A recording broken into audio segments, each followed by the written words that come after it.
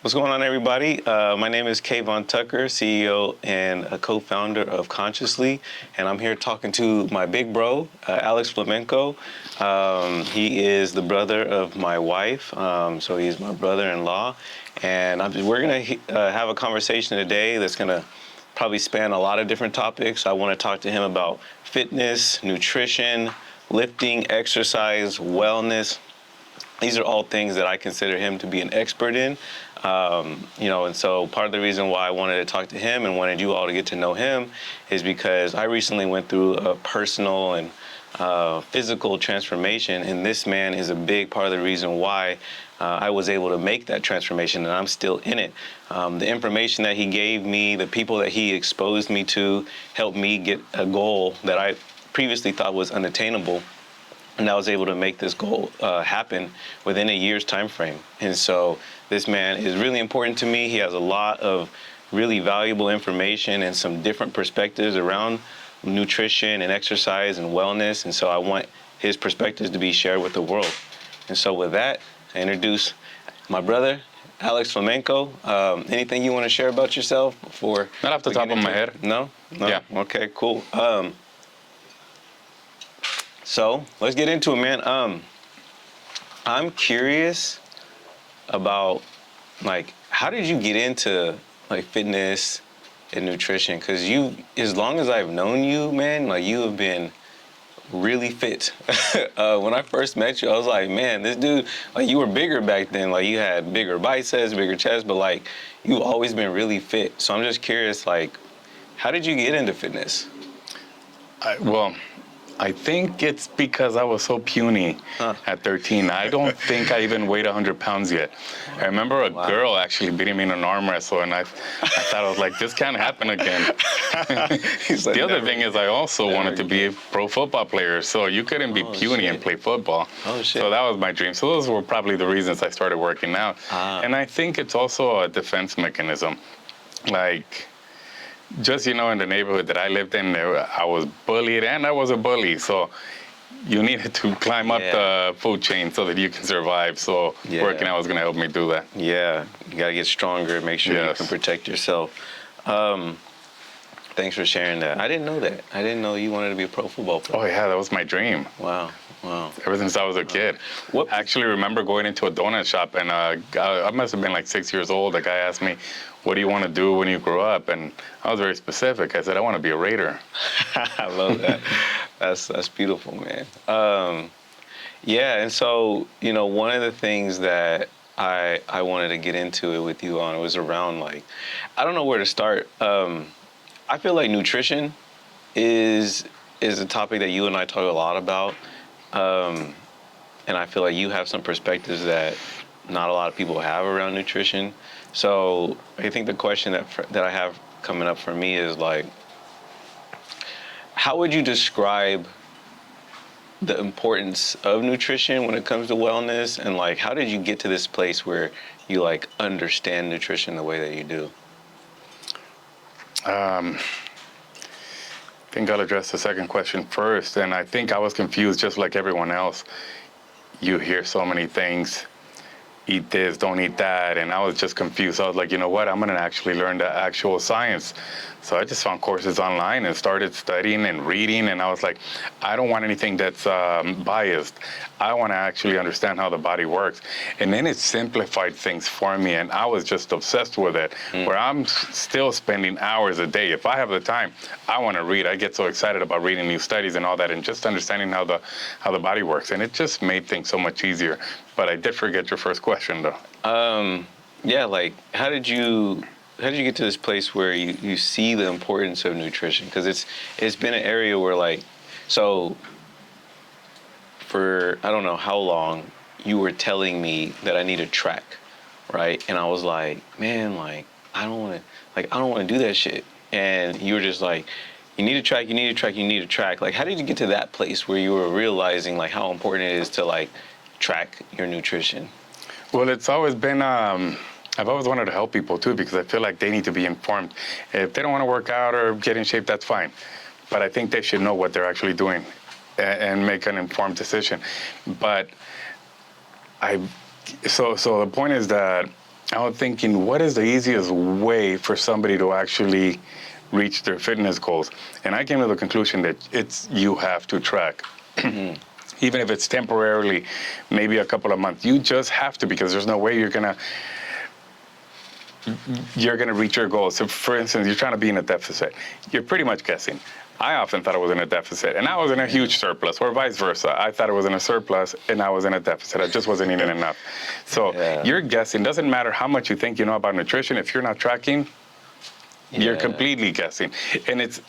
And yes, it's a bit tedious at first. I didn't like it either. Nobody does, and I understand that part. But tracking saves you so much trouble in other areas where it's worth the price of doing that tedious work at first.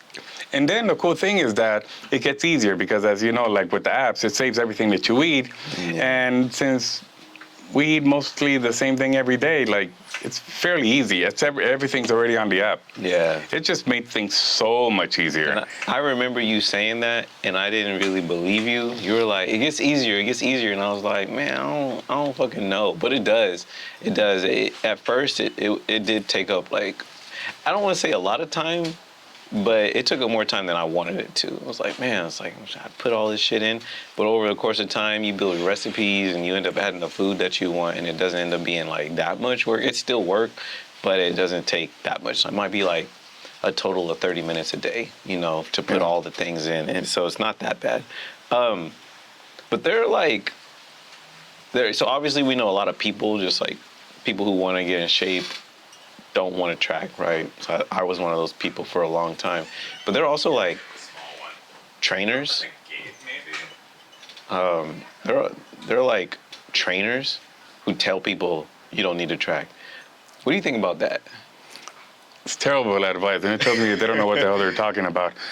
First of all, because it's such a valuable tool. Again, even if you do it only temporarily, you're going to learn so much about food because there's this notion everyone has that certain foods are good, certain foods are bad. Certain foods make you fat, certain foods make you lose weight. All of those are completely wrong. Yeah. And you'll actually see why that is wrong when you start tracking because, I used to eat a lot of cashews, and so did you. Same. And they're not bad. They're very nutritious, but they're also very high in calories. And if you're trying to hit a certain goal again, you have to, whether you're an athlete and you need a lot of calories to sustain your energy expenditure, or you're somebody trying to lose weight, there's no way you're going to do it accurately. I keep on going back to that. There's no way you're going to do it accurately. Yeah. And people will always reply to this like, well, so-and-so didn't track, and they hit their goal, whatever it is. They gained muscle or they lost weight. Yes, but they pretty much just got lucky. You'll notice the majority of people will not hit their goal. But everyone that tracks, and everyone that's in a deficit, and everyone that's in a surplus and trying to put on muscle, let's say, will hit their goal 100% of the time. It never fails. It's laws of physics.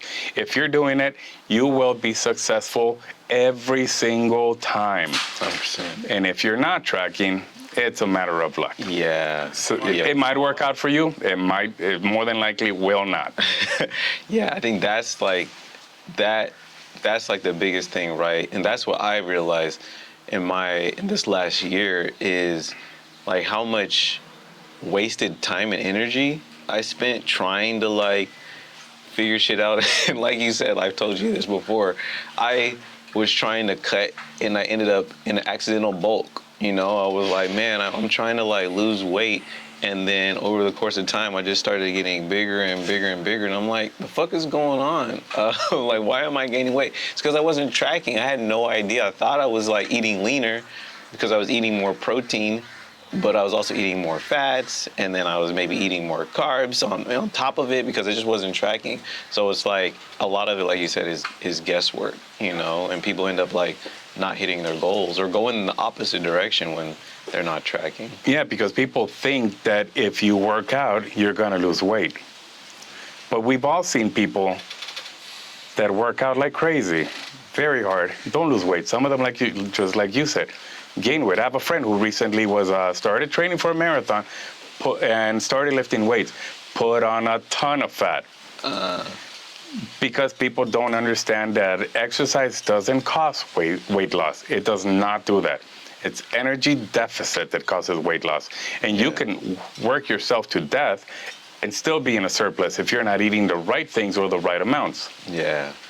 You know, people talk about, so you see online, some of the people you have me follow, they talk about like calories in, calories out, and how it can be that simple. But then there are people who are like, no, it's not that simple. Well, where are you? Where are you with that? Like the calories in, calories out. Like, is it that simple to you? Maybe it's semantics, but I think the people that say that it's not that simple just don't understand what the phrase calories in, calories out means, because what they point to is like hormones and all this stuff. Yes, some people are going to react differently. For instance, if you start working out, let's say, approximately a third of the people are their appetite is gonna increase. A third of the people, their appetite is gonna remain the same. A third of the people, their appetite is gonna increase. But so yes, there's differences. Yeah. But everything is taken into account in the equation of calories in and calories out. All that is taken into account. Yeah. So they're just missing the point. I don't know if it's just. Well, I think that's the thing, like you said, is, you know, so let's take, and I might be speaking out of like professional understanding, but let's say for women during certain times of the year, hormonal changes, like you said, will affect your appetite, right? Will affect what you want to eat and how much of it you want to eat. And I think that's where people get in trouble because they're not even realizing, like, well, so I'll speak for my wife specifically, your sister. When she gets her period, she wants to eat more carbs, right? And she's now very aware of that because she's tracking. She's like, oh, like when my period comes around, like I just want to eat bread and I want to eat all of it, you know? And so she ends up eating more, but she knows she's eating more now. But before, I don't think she did. I don't think she really realized that like she was eating more carbs and therefore also more calories during these times of the month. And so I think that's one of those things where like the calories, like people think hormonally, like, oh, I gain weight during my period because I just gain weight, you know, but really it's like you gain weight, but probably because you're eating more, you know? Like, what do you Or energy demands go up. It's what happens during that period. But the equation still stands.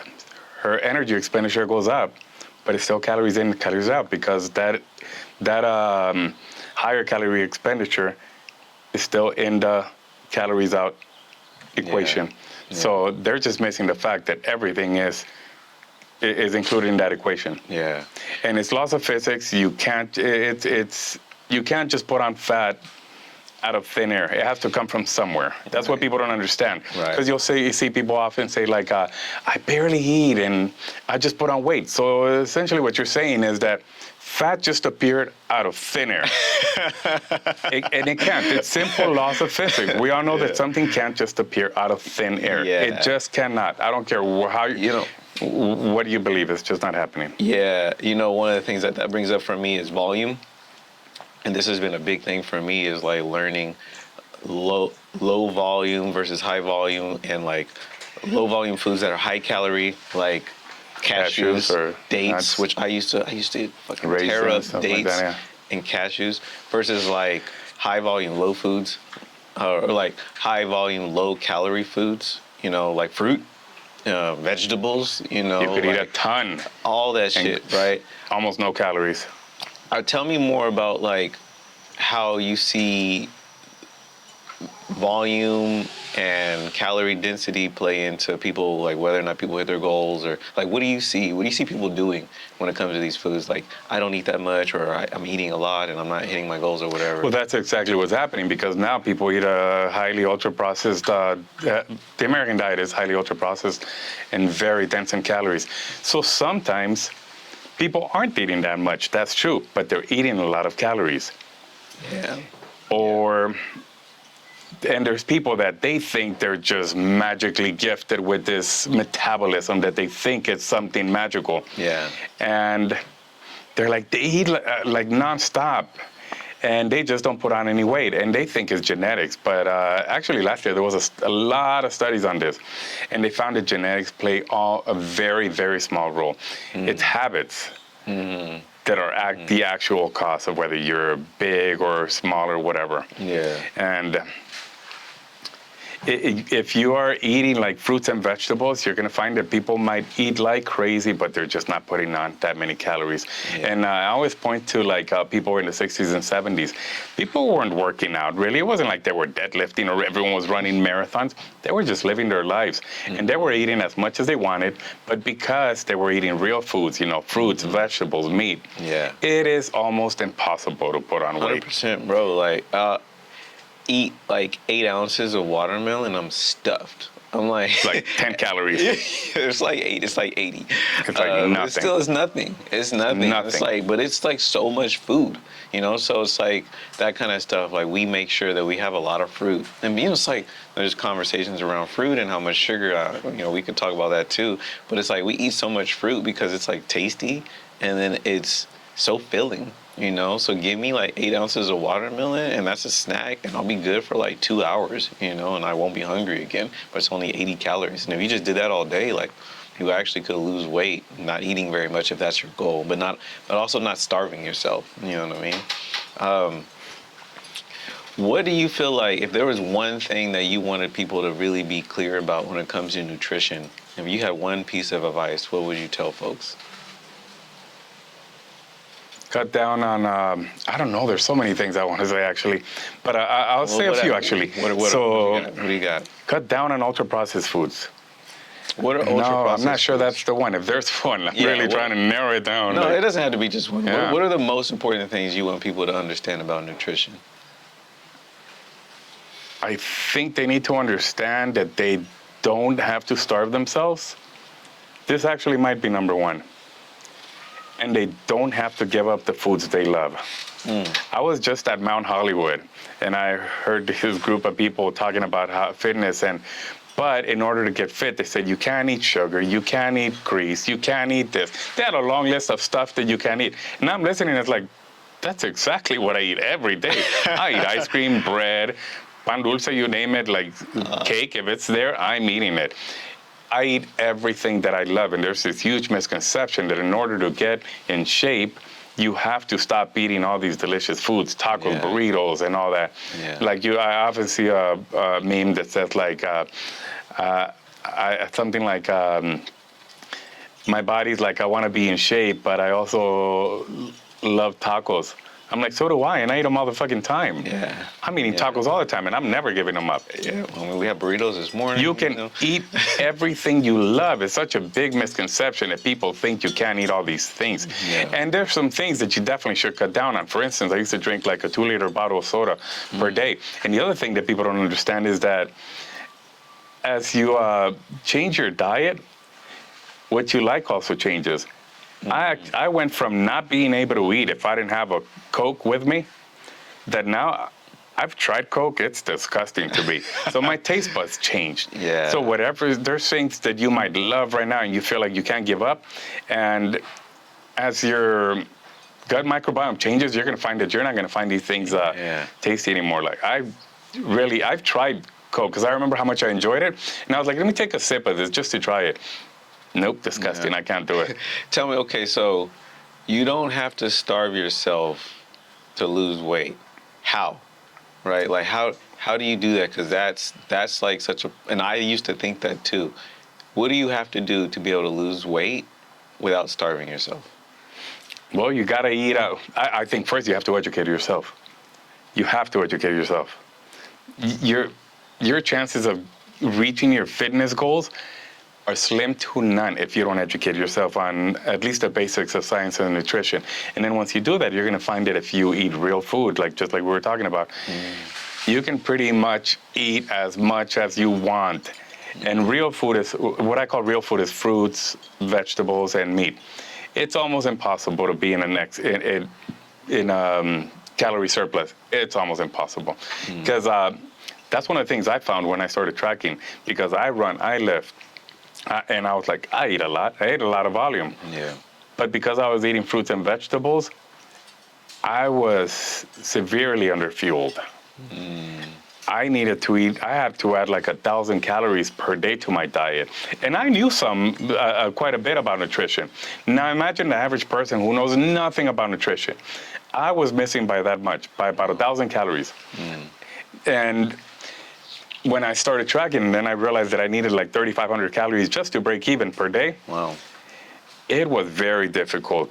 I was stuffing myself all day, and I couldn't get near that number because Yeah. I'm used to eating fruits, vegetables, and meat. You know, one of the things that I see people do, and Jess and I were doing this when we first started losing weight, which is like these, right? Well, we would always do protein shakes, but then we would be hungry, you know, still.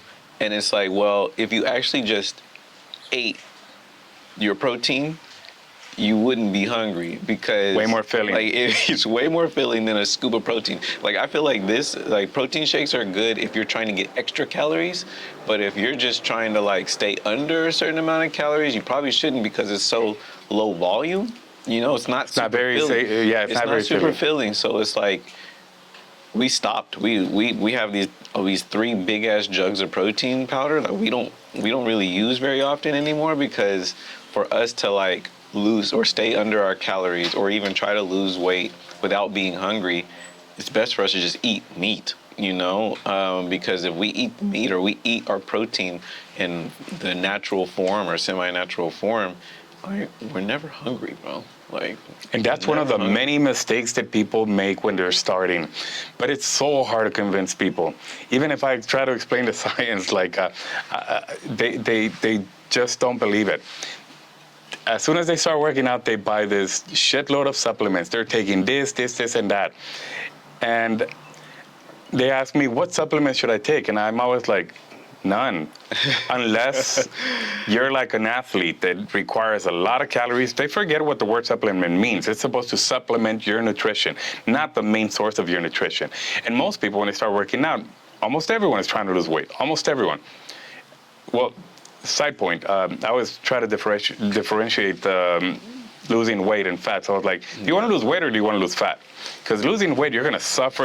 You're going to be miserable and look like shit. Like I was telling you, you're going to look like shit and feel like shit. Losing fat, way easier. You're going to feel amazing. You're going to look amazing. And okay, once we establish that, Yeah. then it's like lost my train of thought. Where are we going with this? Volume, protein, supplements. Yes. Okay. Back to the supplements. Like you were saying, they're not very satiating. So people are consuming all these calories, like from protein, let's say, and they're missing out on a meal. Now they're starving. Because that's going to be one of the biggest obstacles for somebody trying to lose weight. Yeah. It's their appetite. They're just going to be hungry. So you want to only eat things that you find filling. And that may be different for some people. So what do you find filling? Have more of that. Yeah. It's And protein's not going to be it. no, it's like finding foods that are satiating, high volume, lower calorie, yeah, like those things, you know. And meet your energy needs. And tasty, you Yeah. know. Like You have to enjoy it. and this is why tracking has been so helpful for me because I used to think, oh, I can't have carbs. I'd just be like, can't have carbs, right?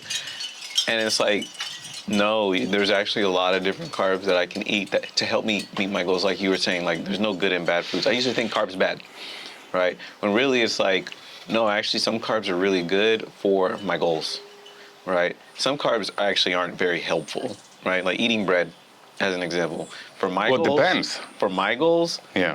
trying to lose weight, like eating bread is not as helpful. It's not bad, but Yeah. it's not as helpful because it's Not- higher yes. calories.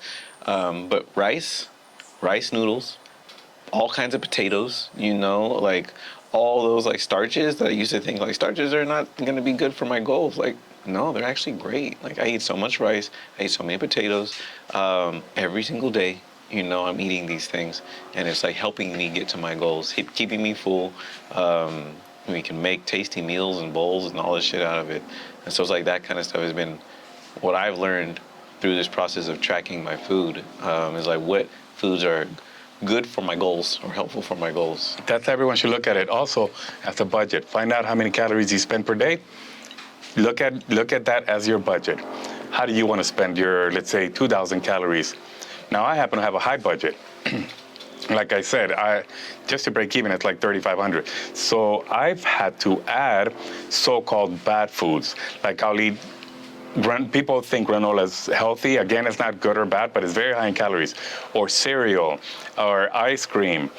I get to eat all these things because they're higher in calorie, and I actually need it because I eat so much fruits and vegetables and they're so filling that if I don't include some ultra-processed foods, I'm not going to hit my energy needs. And that's why the ultra processed foods are not bad. Necessarily bad. Right? So it's just maybe bad for goals, Yeah. right? It's like if you're eating a lot of ultra processed foods and you're trying to lose weight, you're probably gonna have a hard time. It's probably gonna be difficult.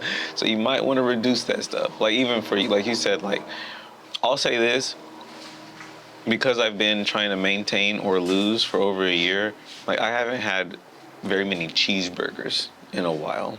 Like I've had cheeseburgers in this year, but I wouldn't even call it an ultra processed food. It's just like very high. Cheeseburgers are like hella high in calorie because of the bread and the cheese and the sauces and like all that shit adds up.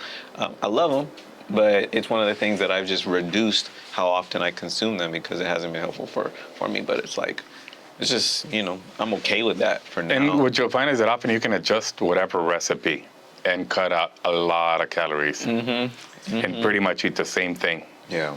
Sometimes it's oil. You just cut down on that, or the sauces, like you said. Yeah. Burger will taste pretty much the same, and you just cut out easily 30% of the calories. Random side note, Jess and I made taco burgers. So it's basically like a beef patty. You can do one or two, and then you get a slice of cheese. You can make your own like Thousand Island dressing, basically like In-N-Out kind of style, grilled onions. But we put it on a tortilla, like a taco tortilla. Yeah. It's fucking fantastic. Yeah. You gotta try it, bro. It doesn't sound good. So it was I feel like fantastic. you need the bread. I mean, bread would be great, but it was just like if you want something that's a little lower calorie, it was fantastic. I used to make hot dogs with tortillas. That's what that reminds me of. And I actually thought that was good. So I just wanted to share that. Okay. So I feel like we talked about nutrition a lot. Can we talk about exercise? Yes. Because this is also like you're a pretty serious lifter. You've been lifting for a long time. Tell me, how long have you been lifting? And then like, how do you approach lifting today? Been lifting for 36 years. I think I started when I was like 12 or 13. Wow. That's when I started. It's a long time. And how do I approach it now? Way differently. When I started working out, I made the same mistakes everyone did. I was at the gym for 3 hours. I thought more is better. The more I kill myself, the better it is. And just like everyone else, I would quit. So yes, I'd get mediocre gains, and then I'd lose them because I'd stop for 6 months because I was just miserable. I was just killing myself. My body did not have enough time to recover because a lot of people think, they go to the gym and that's when you get stronger, that's when you build muscle. No, that's when you tear down your muscles. And you get better, you get stronger, build more muscle. When you go home, you sleep, you rest, and you eat the right nutrition. You provide your body with the right nutrition. If you don't do those two other things, all you're doing is breaking down every day. Yeah. To the point that you can't go on. And that's why, I don't know, kind of feel like maybe sometimes like, am I being a hater? But I see people post their workouts. I was at the gym for 3 hours. Or I'm no longer eating this because I'm on a diet. I'm like, oh, you already failed. Sorry to tell you, you already failed. Yeah. And I'm straight out. If they ask, I'm like, yeah, you already failed. Yeah. Well, okay, so. And now. No, go ahead. Oh, go ahead. And now, my workouts rarely last more than an hour. I get straight to the point. I'm on top of the latest studies, and I'm not an expert, but I do my best to understand. And then I test it out for myself, because everything's an experiment of one. So I'm like, okay, so this is what science is saying right now, so let me test it out and see how this works out for me. And I make adjustments, and I'm more of a sniper now, I feel like. I'm doing what needs to be done and cutting out all the extra fat. Like what? Like what are some things that you don't really do based on what your goals are? Well, for instance, this is a mistake a lot of people make, and I made myself. Most people are going to respond best to approximately 6 sets per muscle group in a workout. And I used to think, okay, if I do 8, that's even better. But then what you'll find is that you don't get much better. You don't get anything out of those. On average, most people are not going to get anything out of 7 and 8. So they're like, so let me add some more. So now you're doing 12 sets. Now you're at that point of negative returns where you actually start to regress. And that's why people quit. You know, there's always that 1 to 3 month period where they hold on for dear life and then their body just breaks down. Okay, well, let me stop I don't do that no more. Let me stop you. So 6 sets per muscle group. This is per workout or like per week? Per workout. Per week is approximately 12. 12. And these are averages, so some people, you know, respond to more. So tell me about what are the sets need to be like? Like what's a quality like 6 sets? Like what are you looking for to make sure that your 6 sets are like good for that muscle group? Well, it depends on your goal. As you know, like with weightlifting, you can work on speed and power. That's one. You can work on strength, or your goal is hypertrophy. If you're a beginner, it doesn't matter what you're doing, you're going to get all 3. But if you're a bit more advanced, you really got to focus on one. And so it depends on what your goal is. Okay. And that's how you structure it. Let's say it's strength. Let's start there. What are the qualities of a set to facilitate strength? What do you need to be thinking about or doing to make sure that your set is going to help you get stronger? From my understanding of the science is lifting heavy weight. You can't get stronger if you're not lifting very heavy weight. But you also, the cool thing is you don't have to get close to failure. They find that, like for instance, like a lot of these Olympians, you know, that are lifting very heavy weight, they might lift the weight once, even if they could lift it 3 times. So they don't get close to failure because quality of each repetition is very important. Quality of each set is very important. So you don't want to get anywhere near failure. And it's kind of the same with speed and power. Like sprinters, for instance, they do 1 sprint because that's the same, speed and power. They do 1 sprint all out, and then they might walk around and chill for 30 minutes. Wow. Because the goal is that every single repetition has to be at its maximal potential. Wow. Now with hypertrophy, it's slightly different. Yeah. You're pushing close to failure. But now, luckily, they're finding that actually you can kind of match the results. Let's say that you were doing 3 sets, and you were getting within you were doing, let's say, just to make the math easy, you were doing 10 repetitions. That put you about 3 away from failure. Now, if you don't want to suffer that much because going close to failure is so fatiguing and painful, you can do 4 sets that equal the 30 repetitions. And it's less fatiguing, and you get the same results. Yeah. So there's ways of simplifying the process. Whether it's nutrition or exercise, there's so many ways. But which brings me to a little side note, I guess, but people always ask me, you know, like, oh, well, how do I get fit? Like, because they have this notion that they think I could answer that in 1 question. Like, if you have like 3 months, I could kind of explain the basics. Like, it's not going to come in 1 sentence. Yeah, that's, you know, you've said it before with nutrition, but I feel similar for here. For you, it sounds like one of the things that's really important for anybody is to like educate themselves. Number 1. Yeah. If you don't educate yourself, What do you see people doing? Like, I know people come to you, but there's also just like all these people out in the world. Like, people think they understand this stuff. Like, how do people know whether or not they know enough? You know what I'm saying? Like, because there's a lot of information out there. Like, you could follow a bunch of fitness influencers, and people might think they're educating themselves. So, like, what are people missing? The core knowledge, like I said, like the undeniable science, because there's some things that are just facts. But what you're hearing from a lot of these influencers, first of all, a lot of them is just complete nonsense, but it's opinions, and you need to weed that out. Yeah. I don't listen to opinions. Well, actually, I do. With some people, like I follow a lot of professors, and I listen. Scientists. Yeah, from scientists and professors, and I have some understanding of the science. Yeah. So then I take their opinion into consideration. And a good scientist will not tell you this is how it is. They will say words like, we think it's this way, we believe, the evidence shows. And like I was telling you about Brad Schoenfeld, that's what I like about how he explains it. He makes it very, very clear. I'm not saying this is how it is. This is simply what the evidence is showing us. And that's, like that's somebody I should listen to. Well, I was gonna ask you because there's almost like a sniff test for Yeah. like if people are bullshitting you or not. So it's like the people you trust the most are the people who are like less sure, and then the people who are like, this is what it is and this is what you need to do. It's kind of like, You probably heard about the pinnacle of stupidity. No. And I think we've all been there. I know I was there for. What's that? It's like there's not knowing shit, and that's cool. That's cool. But then you read a little bit. Oh, yeah. And all of a sudden you think you know everything. That's the pinnacle of stupidity right there.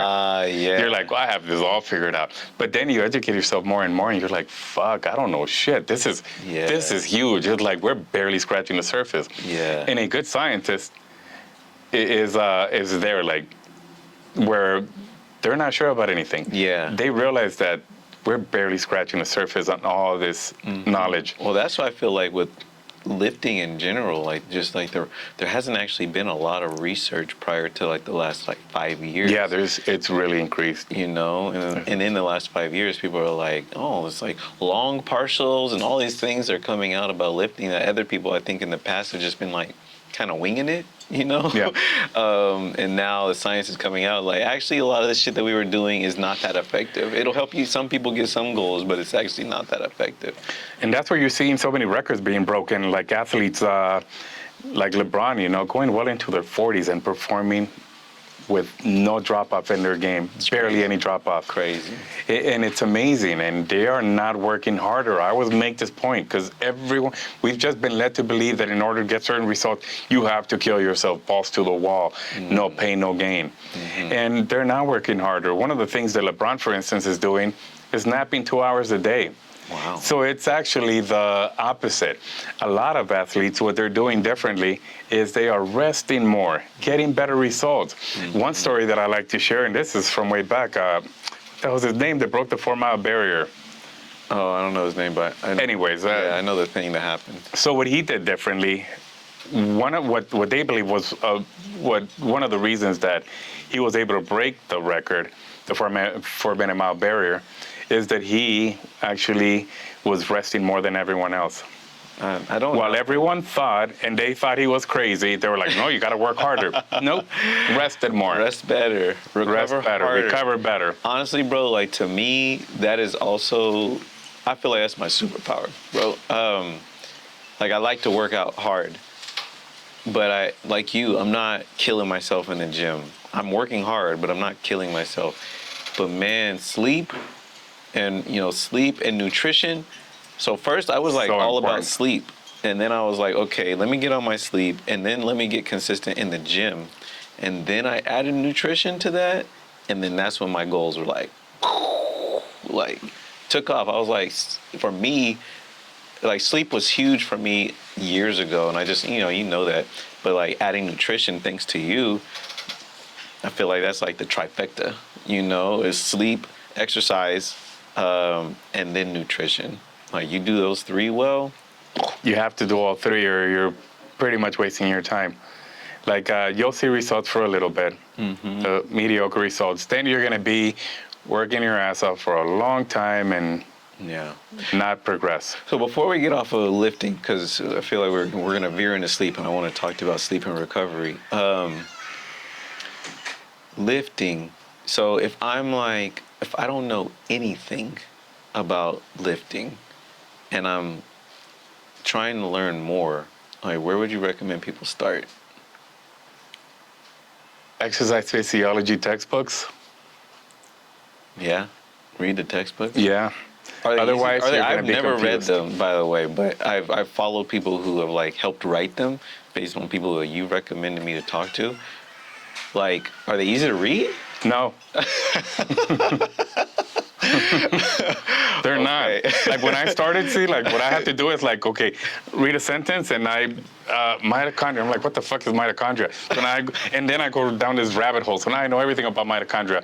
Cholesterol. Now it's like, Now I know everything about cholesterol, and before you know it, you start putting a picture together. It takes some time, and I guess it's difficult if you're not passionate about it like I am, but I would get excited. Yeah. Like, wow, like this is amazing. Now I want to learn about this. And for me, it was exciting. It still is. I remember it's probably like, how long you been like diving deep? Like 2 years into No, this I stuff? think 3 it started years? like around COVID because I had so much free time. Okay, so I like, really started to, yeah. like I was spending hours and hours a day just looking up courses like on Coursera and stuff like that. And I remember you telling me, and then you were starting to teach me about some of the stuff you were learning, and I was like, man, like he's going like deep.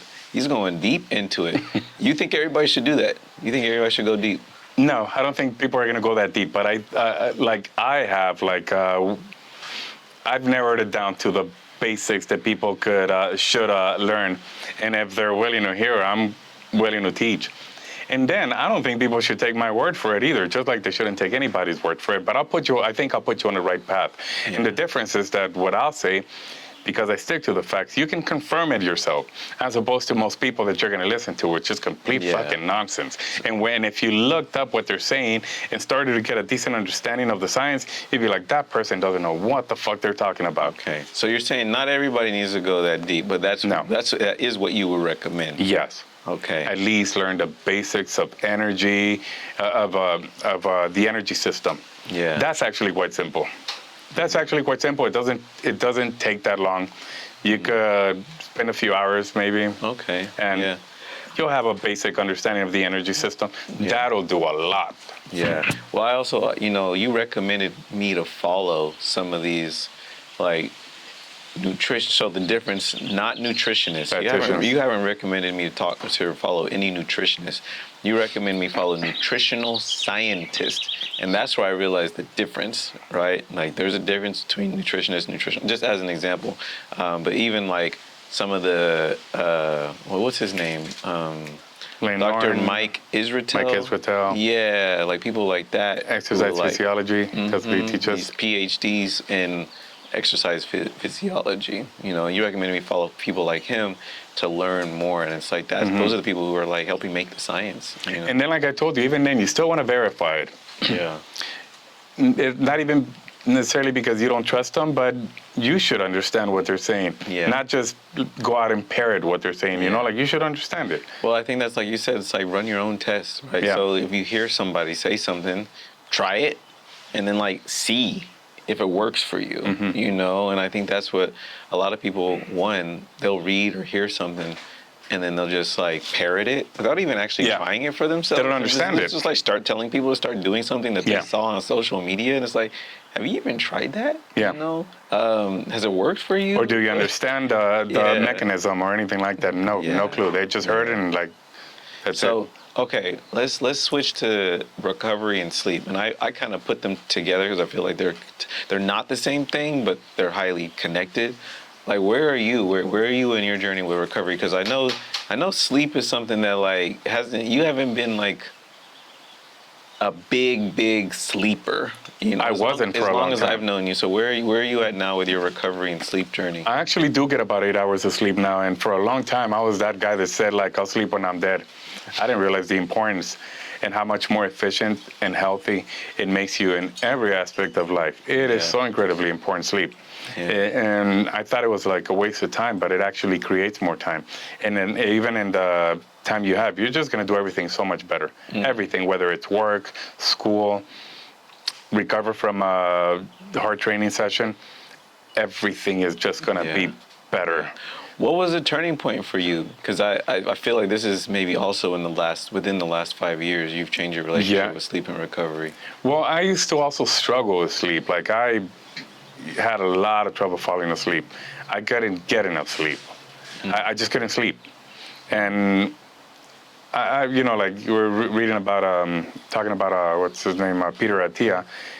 Like he's actually one of the guys I first started listening to that kind of got me on this road. And he talked about sleep a lot because he used to also be one of those sleep when I'm dead people. And he started explaining, and I just started learning more about it and realized how important it was and how much better I feel when I do sleep. Yeah. So was that like also during like COVID times or like within the last couple of years? Probably even a little bit before that. Okay. Yeah. Yeah. But again, it's also experimentation, just actually Yeah. seeing how I feel when just paying attention to how you feel. Yeah. Yeah. That feels like I see that because it's like when you get really serious about wellness and fitness, then you start to look at everything. You know, you're like, okay, well, like I'm doing this and it's working, but then I still like don't feel the way that I want to feel. Like what else? Like, is it sleep? You know, or is it something else? Is it nutrition? And so I sense that maybe that's been your journey too. Is like, Yes. it's just tweaking. Yes, You know? just understanding Tweaking the that system. if you want to be fit and healthy, you have to do the three. Yeah. Exercise, rest, and nutrition. Well, what has helped you sleep better? It sounds like something changed where now Well, you can sleep better. Not sure. Well, for instance, I've just tried, like, again, like I experiment with everything. Like, I don't watch the news anymore. So that's, I stopped watching news years ago. And it's like to say don't watch TV or screens like that, like close to bedtime. But it sounds like it's more about what people are watching.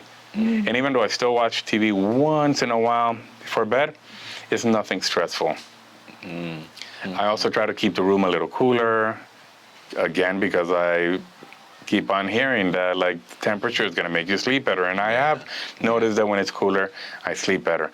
Also, doing a lot of low intensity exercises, zone 2, for instance. And again, I pay attention to what happens. Like, and I don't think it's just a placebo effect. Like I've done it enough times that when I do zone 2, like a run, when it's a low intensity run, I sleep better. Just following all these steps, trying not to eat 3 hours before bed, limiting alcohol, anything that could impair sleep or the quality of sleep.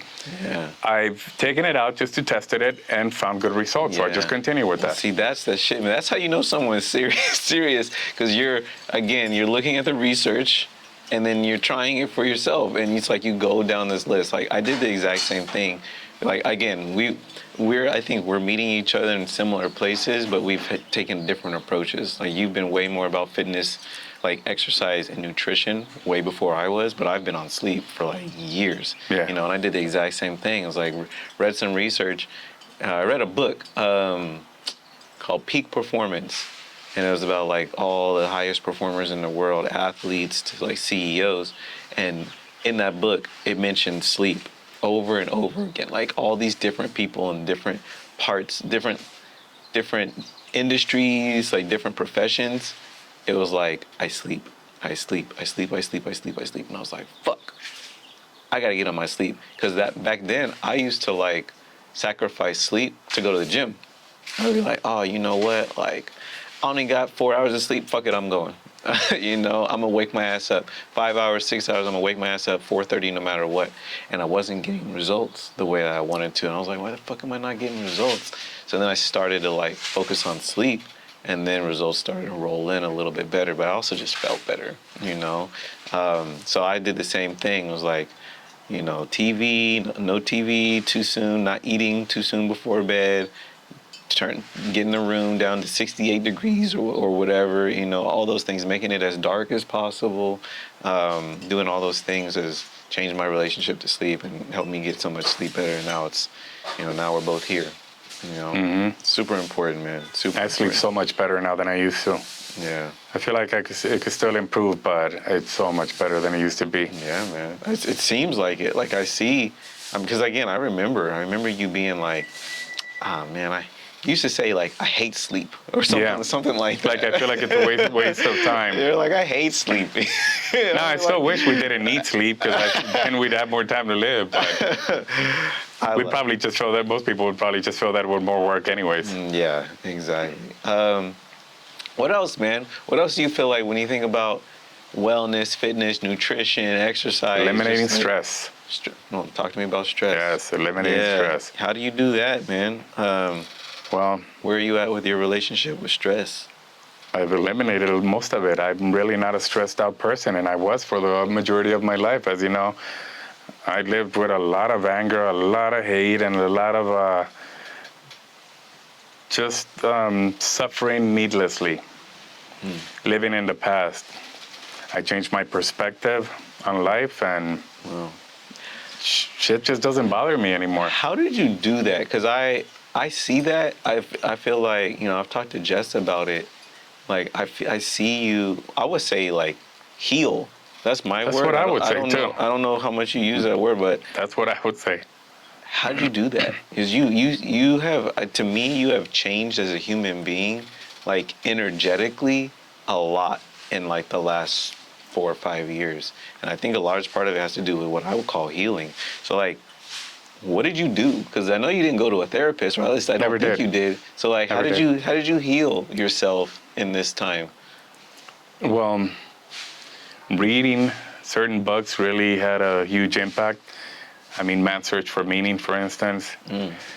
And I just started realizing that it was just a story that I was telling myself, and I could just reframe that story. And rather than feel like a victim, I could almost look at myself almost like a hero, or like a superpower, that I went through all this shit and I survived it. Also, just living an examined life where I pay attention to why do I do this. For instance, I had all this rage. Anything could just trigger this outburst of rage. And started really thinking about, why does this happen? Understanding why it happens. And also, as I was telling you about somebody earlier, seeing it in other people. Like, I see her, let's say, or him, and doing what I used to do, and I'm like, wow, that's horrible. And I felt bad that I put my family through that. My family had to experience this. I'm uncomfortable right now just looking at this person act like this. It's very uncomfortable to me. I don't want to be around it. And I'm doing this with my family. It's just reflecting on life and examining every little bit. Again, why it happens, should it happen? How can I reframe it? And I've just done all that. And I'm at the point where I really am at peace, and I'm happy. Like last time I was, I was driving back from dropping off Kayla at school one day, and I was at the light. It was taking forever, and that's something that would have probably pissed me off at some point, or I would have been anxious or something. And I just stared at a tree, and I was like, wow, that's a beautiful tree. And time passed, and the light turned green, and I was like, wow, this would have really made me anxious. And instead, I just enjoyed looking at this fucking tree. I was just looking at a tree. It's so beautiful, bro. I was just looking at a tree. When before I would have been enraged in something. It's like, damn, that's no way to live life. Man. That's just no way to live life. That's beautiful, man. Make me cry. Seriously. Seriously, I was really looking at the fucking tree. I even told Judy about it. Like, wow, I was just looking at this tree, and I was in awe. That's to me, in coaching, we talk about transformation, man. Like, you've transformed. You've transformed probably multiple times in the time that I've known you. But I feel like this last 5 years, like this healing journey and stress management journey has really like just changed how you are, like who you are in the world. And it's beautiful to witness. And for me, it's really cool just to know that like so much of this came from one, again, educating yourself, but also reflecting and looking at yourself. And what I hear is like taking accountability. You have to. You're like, look, I see, I'm doing this thing. I should stop doing this thing, or I want to stop doing this thing. And I think that this actually started when I was 15, but it was a process. It took a long time. But there was this one incident, and I've written about it, and it's probably one of the best stories I think I've shared. And it was, like I told you, the woman that gave birth to me, she came back into my life for around 12 years old, would always tell me that she was going to be there for me. I don't know why she would do this, then disappear. We'd hunt her down. Then we'd go through the same process again. She would disappear again. And one day I went over where she was living, and I showed up to her house, and the guy there she was living with told me that she had moved to Miami. So I started crying, and I was like, she left me again. I felt abandoned, but it was almost like, and this was before I read David Goggins, so I really went through the same experience, and I was like, wait a minute. It was like a drill sergeant popped in my head and said, stop fucking crying. You're not gonna cry for that bitch anymore. I was like, nobody gives a shit about you, but from now on, you're going to care about yourself. I really told myself that. And everything started to change right there. And it was a bit extreme at that point because another way that trauma is, that you deal with trauma is instead of, you go from being a victim to the thinking you're overcompensating and just a huge ego boost. Not sure how to explain it, but where it's you like think you're you're the greatest thing ever, which was really cocky, and but it's kind of like where the whole process started. I think to change, and it took decades to complete, but I'm there now, and now I'm at peace, and this weight is gone that I had, this burden that I carried with me, this hate, it really just feels, I just feel lighter. I see, man. I just feel lighter, and I'm really at peace. You are, and I thank you for sharing that, man. One, thank you for that story, and thank you for sharing that with me. I didn't know like what this whole journey is like, but I seen it and I feel it. And it's crazy because we started this conversation talking about stress, and so what I'm seeing, I don't know if this is true for you, but it's like I would call it self-love, right? Your amount of self-love and self-appreciation has kind of like got you to a point where you're like, you know what, like I don't want this stress. I'm gonna let this fucking stress go because like I deserve something more. I deserve something better. I deserve to feel good. That's what I kind of see. And I agree. I think it definitely is self-love. You start to love yourself because there was a point when I didn't. I definitely didn't, and now I do. And that's why I take care of myself. That's where the whole fitness thing comes in. I think it all comes together. It's all connected. It's all connected. It's like, in what Peter Attia's book, How to Live, it's like, I think it's the last chapter. Yeah. The last chapter he talks about stress and mental health and wellness, and how that's like connected to everything. Like it has an impact on everything. The horsemen, like the prevalence of them, the severity of them. Like you can do all these other things that we talked about. You can do the nutrition. You can do the sleep. You can do the exercise. But if you're not also taking care of your mental well-being, your mental health, and managing stress, then like your health is going to suffer. Yeah. So I see, like you're tightening all the screws, bro. Yeah, it definitely affects your health. But even then, like even if your health wasn't the issue, just living with all that in your head is just not a life worth living. Yeah. And I enjoy life now. I enjoy every freaking day. Yeah. I really do. Okay, thank you for that. That's a rich conversation, brother. Letting go of stress. Right, so we dove deep into mental health and well-being. Letting go of stress. How do you do that? How do you? If somebody's like, I have so much stress, or maybe they feel stressed. Like, how do you let go of stress? I feel like this is an oversimplification, but I really think it's as simple as just changing a story in your head and just seriously changing your perspective and letting it go. And it sounds crazy but there's no other way of explaining it. If somebody had told me that when I was going through it, I would have thought the same thing. Like, well, I would if I could, but I believe that I couldn't. But you really can. Yeah. Well, there's things that you do now or don't do now, like watch TV, that like, or what you watch or how much of it. I never would imagine you would be someone and be like, nah, I'm not tuning in.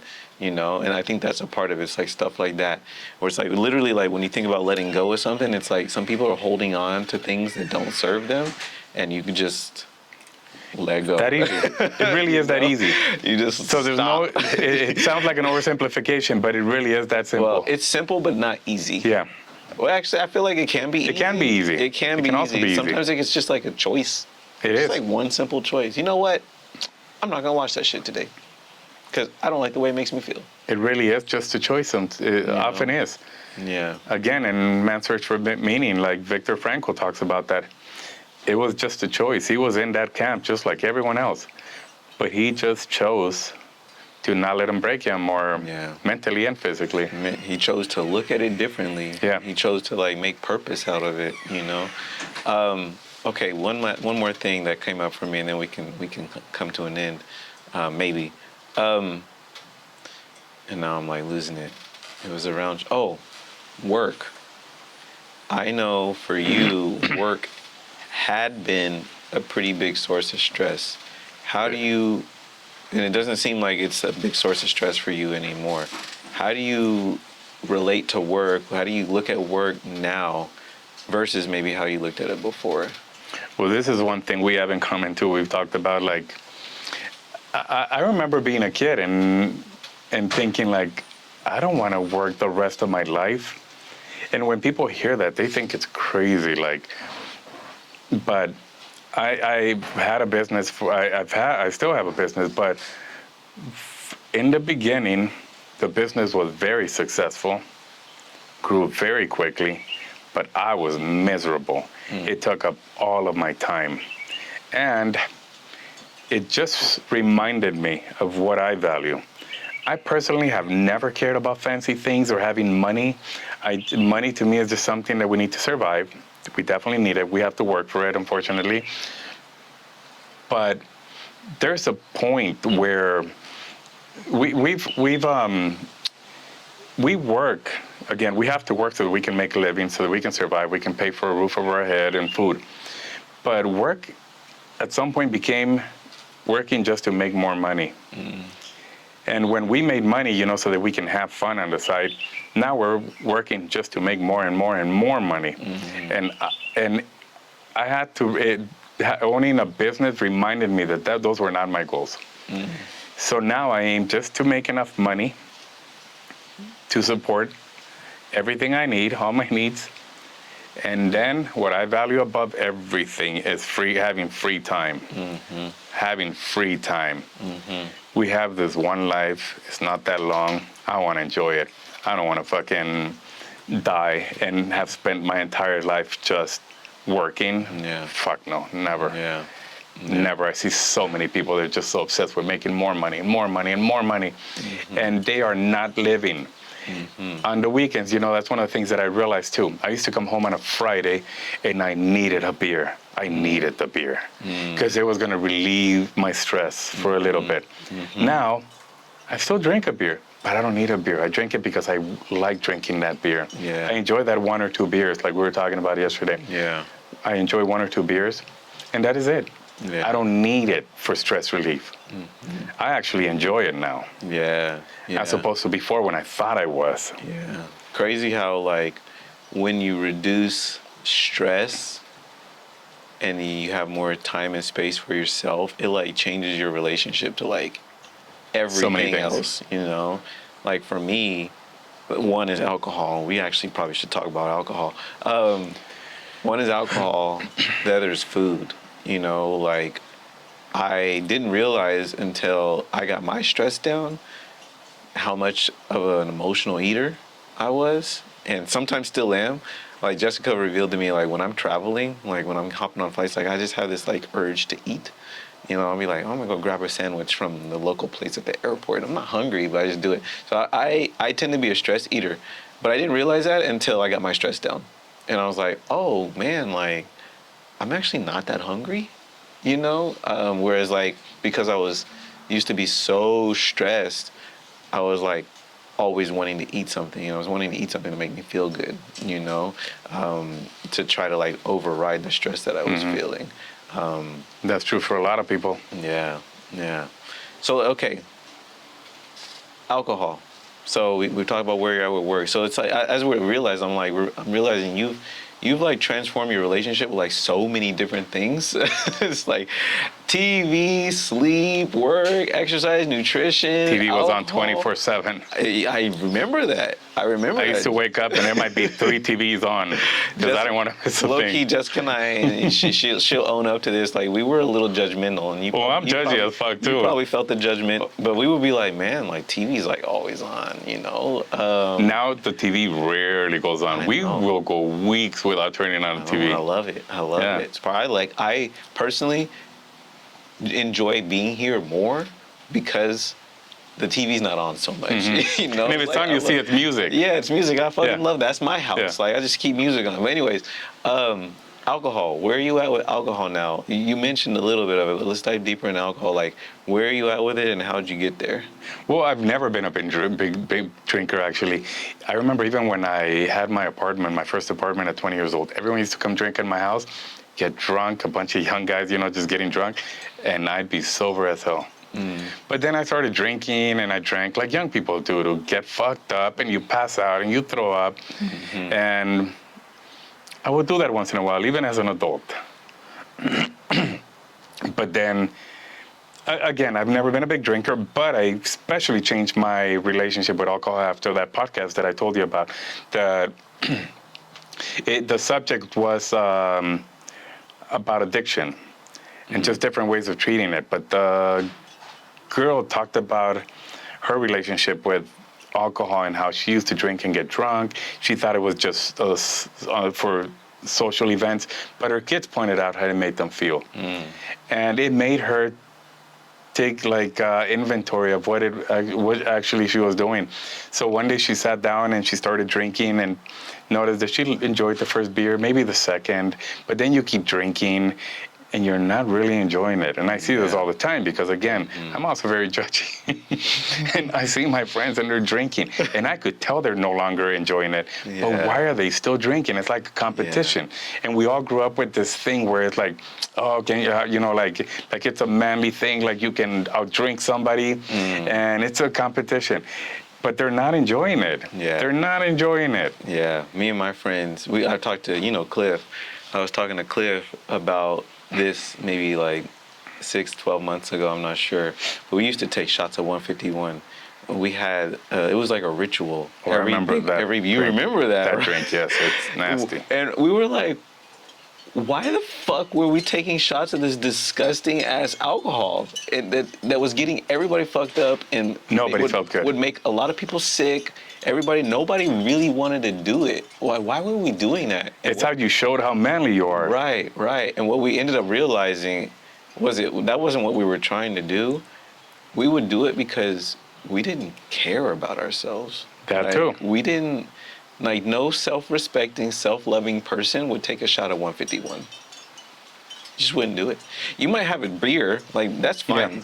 But taking a shot of 151, it's fucking disgusting and it fucks you up immediately.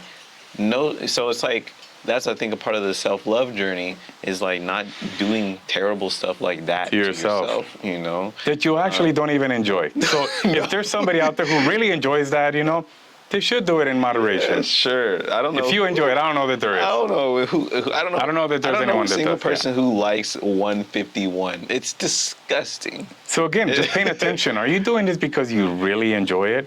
Because if you do, everything's a trade-off. So you just got to figure out, is it worth it? And sometimes it might be worth it. Yeah. Recently we had a night here after a comedy show, and we stayed up till 2 a.m. and I drank a little more than I should have. It wasn't a lot, but more than I normally.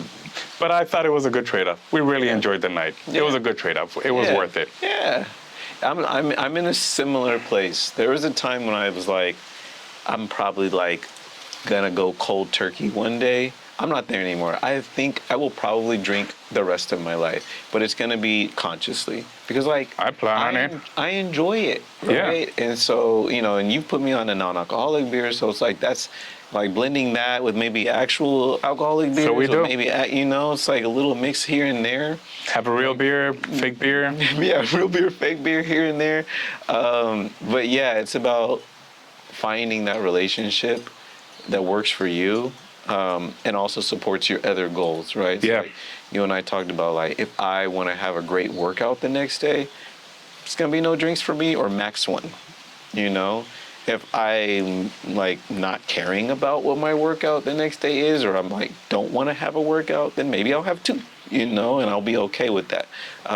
So it's is this thing that I'm gonna do right now, is it gonna support or detract from my goals? And how much is it going to do that? And then you make those choices. Yeah, because again, everything's a trade-off. Sometimes you're trading off the next day because you don't feel good, and I'm just going to lie around all day. Yeah. And if you're okay with that, sometimes, again, it's worth it. But I don't want to do that on a regular basis. No. I have other things I want to do. I don't understand it.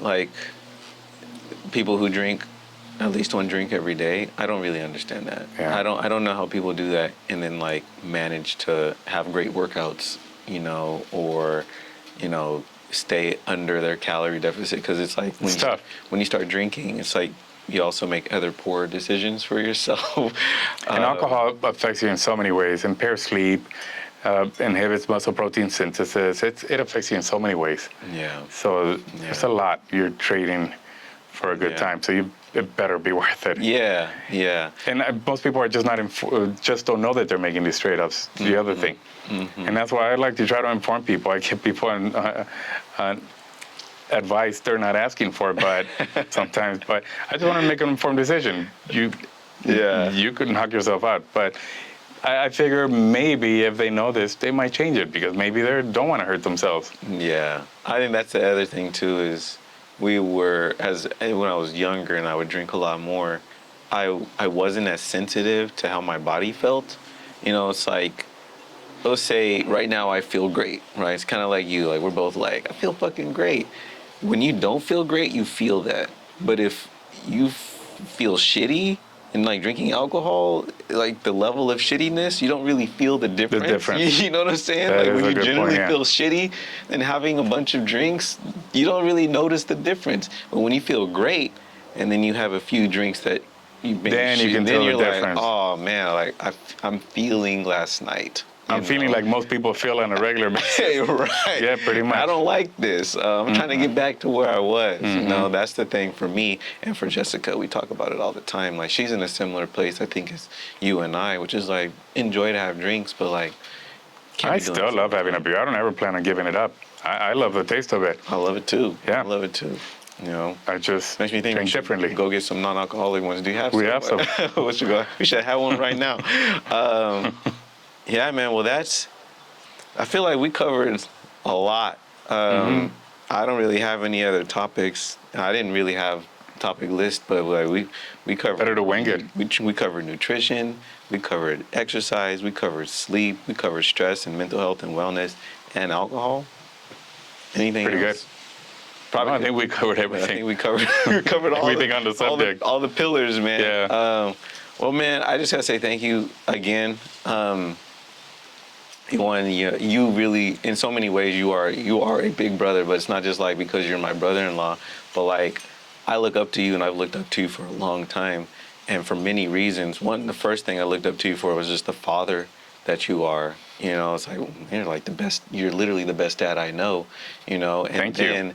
And then I see how well you take care of yourself. I also see the relationship between those two, like how you show up as a father, and you're an example for your kids and all of that. And then now, like, you've been a real big brother to me, giving me game that I didn't have to help me get where I want to be, right? And again, I came from a different direction than you, but it's like now we're meeting here, and now we're both like in great fucking shape, and we both feel good. I can't believe it. You gave your age away, so I'm gonna say it. I can't believe you're fucking 49. Like, you shocked the hell out of me, man. So I can't wait to celebrate your 50th. Me just having turned 40. But you're a true inspiration for me, brother, and I appreciate you, man. Thank you, and I appreciate all that. Yeah, man. And I appreciate you too. But the one last story, because he said the last time I was running, and I overheard these guys like talking about me running. They were like, yeah, but he's probably like 21. What? Okay. And they were like probably in their 30s, and I turned around and I was like, I'm actually 49. Yeah, I never would have guessed you were 49, but They were like, what? You don't look 21, bro. They didn't see me. They saw him from behind, and they were like, yeah, he's probably like 20. Yeah, man, you're doing fucking fantastic. Like, if I can be in this kind of fit, physical and wellness shape as you when I turn 49 or 50, You will man, be. I will be so glad, man. And again, like, I've been trying to get like you for years, and I'm finally getting close, So I'm grateful to you, brother, for giving me the game to help me get here. And that's part of the reason why I wanted to have this conversation, because you have a lot of game. People deserve to hear it, and so I want to be able to share it with more people. Thank you. Yeah, man. Cool. Thanks, brother. All right. That was a good conversation. That was great, man. Just make sure it's still recording.